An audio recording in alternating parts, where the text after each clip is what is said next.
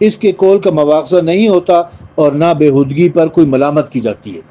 جب سیدہ زینب سلام اللہ علیہا نے اس ملعون عبداللہ ابن زیاد کو جواب دیا اور تکڑا جواب دیا کہ ہمیں اللہ تعالیٰ نے عزت بخشی ہے محمد مصطفیٰ صلی اللہ علیہ وسلم کے ذریعے سے، اور ہمارے جو مرد قتل ہوئے ہیں تو ان کا قتل ہونا تو فرض ہو چکا تھا، تو اس کے اوپر عبداللہ ابن زیاد بھڑک اٹھا اور وہ سیدہ زینب کو قتل کرنا چاہ رہا تھا کہ عمرو بن حریث نے اس کو منع کیا کہ یہ عورت ہے، عورت کے ساتھ اس طرح نہ کرو۔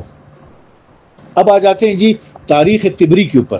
تاریخ طبری سب جانتے ہیں کہ یہ اہل سنت کی سب سے مستند اور معتبر کتاب مانی جاتی ہے، اور اس میں جو کچھ لکھا ہوا ہے وہ میں آپ کی خدمت میں پیش کرتا ہوں۔ اس کی تاریخ طبری کی جلد نمبر 2 جو کہ شائع ہوئی ہے عبداللہ اکیڈمی لاہور سے، تو تاریخ طبری کی جلد نمبر 2 صفحہ نمبر 871 کے اوپر لاشوں پر گھوڑے دوڑائے گئے، یہ ہیڈنگ دے رکھی ہے اور اس کے نیچے لکھا ہوا ہے۔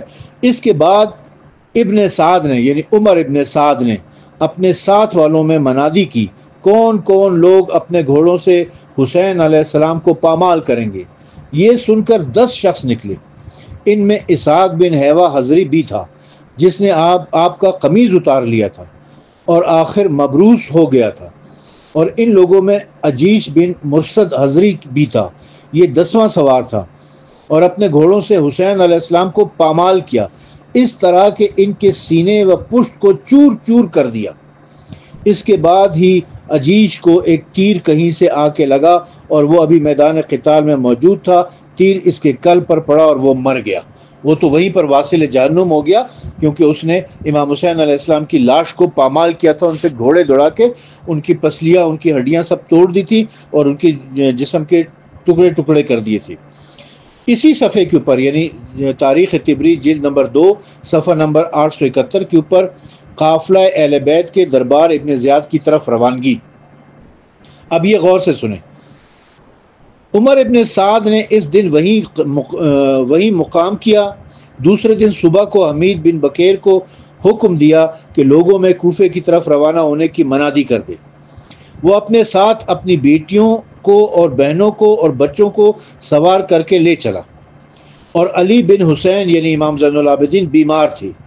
یہ بیویاں جب آپ کی لاش اور آپ کے عزیزوں اور فرزندوں کی لاشوں کی طرف گزریں تو آہ و نالہ کرنے لگیں اور منہ پیٹنے لگی۔ یہ ماتم کی دلیل ہے۔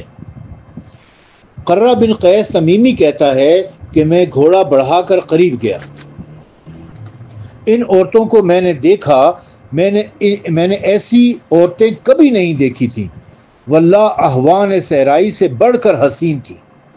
مجھے خوب یاد ہے، زینب بنت فاطمہ کا یہ کہنا کبھی نہ بھولوں گا۔ اب دیکھ رہے ہیں آپ اس بدبخت نے یہ قیس کس قسم کے جملے استعمال کر رہا ہے۔ قرہ بن قیس تمیمی، یہ تمیمی یاد رہے کہ حضرت ابوبکر کا قبیلہ ہے۔ قرہ بن قیس تمیمی کہتا ہے کہ میں گھوڑا بڑھا کر قریب گیا، ان عورتوں کو میں نے دیکھا، یعنی نبی زادیوں کو، سید زادیوں کو میں نے دیکھا۔ کیا دیکھا؟ میں نے ایسی عورتیں کبھی نہیں دیکھی تھیں، واللہ احوان صحرائی سے بڑھ کر حسین تھیں، یعنی انتہائی خوبصورت عورتیں تھیں۔ وہ بدبخت، وہ ذلیل انسان، وہ کمینہ انسان ان عورتوں کو تاڑ رہا تھا، ان سید زادیوں نبی زادیوں کو تاڑ رہا تھا۔